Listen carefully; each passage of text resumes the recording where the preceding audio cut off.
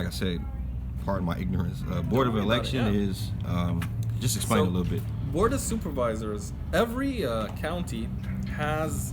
You're okay with me just moving? Oh yeah, absolutely. Okay. Go ahead. So every county is divided into districts. Okay. Shasta County is divided into 5 districts. District 2 is having a recall election right now on February 1st. And so the idea is that I'm out trying to get votes, trying to make people know who I am, what I care about. Also try to find out a little about what they care about. I want to be a better supervisor than the current one, and I think that starts with actually having a conversation with people. Absolutely. Also part of that is obviously answering any questions they might have. The election is literally a few days away, and so I feel like right now is definitely the time to make sure I'm interacting with people and telling them what I think. Let me ask you this. Yes, sir. What other question do you have about maybe the county? Do you live here or? I don't live here. Okay. I'm a petitioner. We go and get these signatures, Okay. and we can pretty much go into any county. Okay. So I don't live here. Okay. I'm typically around SoCal. Okay, well that's So, okay too, because for me, yeah. I'm at some point running statewide. Yeah. Stay tuned. Right. And federally, hopefully. My name is Tariq Mahmoud, and I want to make a difference in America. I want to make a difference in the life of every citizen here. Absolutely. There are 2 issues that I really, really care about, and I feel like they're the issues that are the media and a lot of the politicians try to keep us distracted from, because they are going to be what affect our quality of life and freedom the most. Absolutely. Those 2 things to me are wages and workers' rights and the Second Amendment. Without these things, I feel like it's very easy to take advantage of people. Absolutely. If you don't have financial security, you don't have any security. You don't have rights. A very big difference between a free man and a slave is the money in their pocket. Another difference is the gun on their hip. Absolutely. I agree with that. Absolutely. And so for me, those are the 2 things that will affect the quality of life long term here the most, and these are the things that I want to advocate for the most. And so for me in Shasta County, this is my attempt to try and build credibility to hopefully make it one day, whether on the state level or the federal level, to fight for these 2 things. I had a question about that, because it's interesting you said about guns. A lot of people, I don't know, when they hear that gun rights, they get scared. go crazy. What would you say to possibly make the people who go crazy, that don't like guns? Yeah. What would you say to kind of crazy? Yeah, kind of get them to understand that specific freedom, and it's a good thing, you know. But Okay, so here's what I would say. First off and foremost, guns are fun.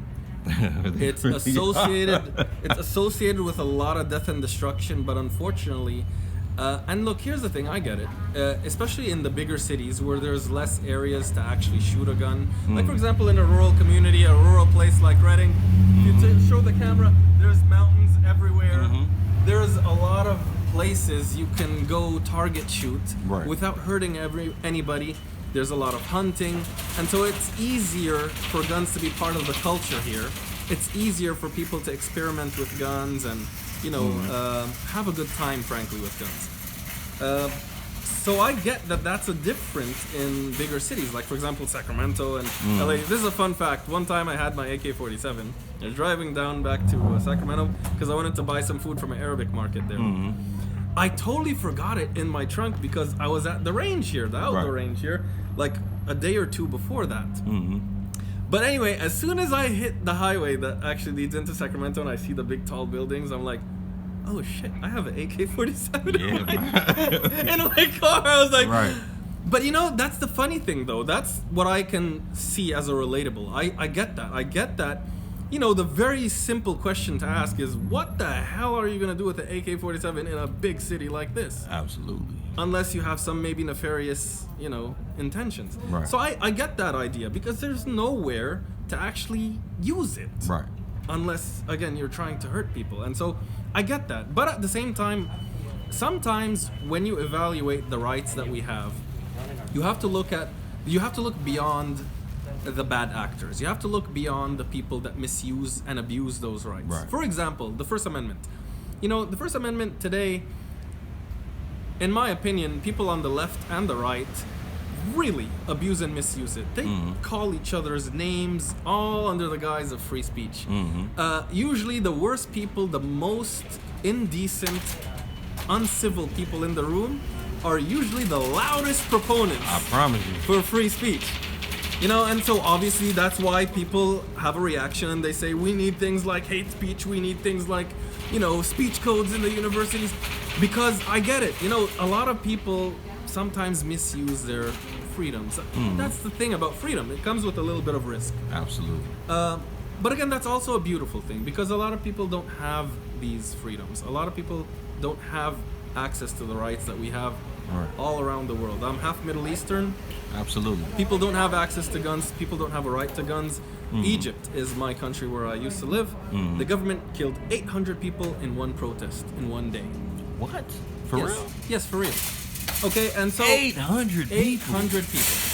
So I would just invite everybody to think about that. To think about the fact that, you know, governments sometimes, when they have a monopoly over the use of force, they misuse it. Damn. The reason why the Second Amendment is right after your First Amendment, your free right to assemble and speech, is because there is a realization that it can prevent at least government and people in power in general not making the calculation of the cost it would incur on them to try and take what you have, to Right. try and prevent you from free speech and assembly, to try and make you criminally guilty before ever having a trial, or Absolutely. being able to, you know, like search and seizure everything you have. The reason why government or power expands itself into levels of corruption is because they can.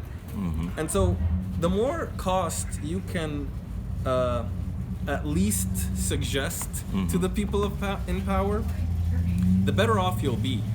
Ironically, the less power you'd have to use, the less force you'd have to use. For me, another way to look at it is that, you know, a lot of people like to complain about, oh, well, you know, people in the Second Amendment community, they maybe, what, you think you're going to fight the U.S. military, you think you're going to, you know, do a revolution and take on the U.S. government. Guys, that's not the case, and that's not the intention. And by the way, I think it's very telling in this day and age where every time we talk about corruption, people assume that we're talking about the government. Right, Isn't that right. kind of funny? Yeah. But anyway, all I'm saying is that, no, it's not just them. There are, history is littered outside of the country and here, where big companies, big corporations, big business, were the ones turning the guns on their own employees, on the people. Right. And by the way, they were using sometimes federal guns inside and outside of the country. Look up on Google the Coal Wars. There are many instances where the companies here, big companies, big corporations, wanted to exploit their labor force here in America to points where they tried to unionize, they tried to fight back, and they couldn't, to the point where, again, they literally had to get in, the big companies, had to enlist the federal government, people with guns, to try and keep people from asking for better conditions in the workplace, for more money for their families and for their own life, so they could have a decent life, so they could pursue happiness. Guns were instrumental in making sure that we actually have some civil rights, some wages and workers' rights as a priority in the early 1900s. Matter of fact, a lot of people don't realize this, but I see you're African American too, but Yes. one reason why we have an affirmation of an individual right to keep and bear arms is because, as a matter of fact, African Americans got sick and tired of mistreatment by the police. Right. That some African Americans, usually in the Black Panthers back in the 60s and 70s, decided to hold guns, just make them visible, and just watch police interact with their fellow African American neighbors. The police didn't like that, obviously. Hell no. And so what ended up happening is that they ended up going to court, and the court said, yes, they do have a right to watch you, even when they're armed. Because every individual has... And by the way, that time is when a lot of our civil rights were reaffirmed as African Americans. Right. And so there's a lot of good that comes from not just, the unfortunate use sometimes of violence, but just people in power knowing that you are empowered. Right. that you can defend yourself. Right. That it will cost them. Right.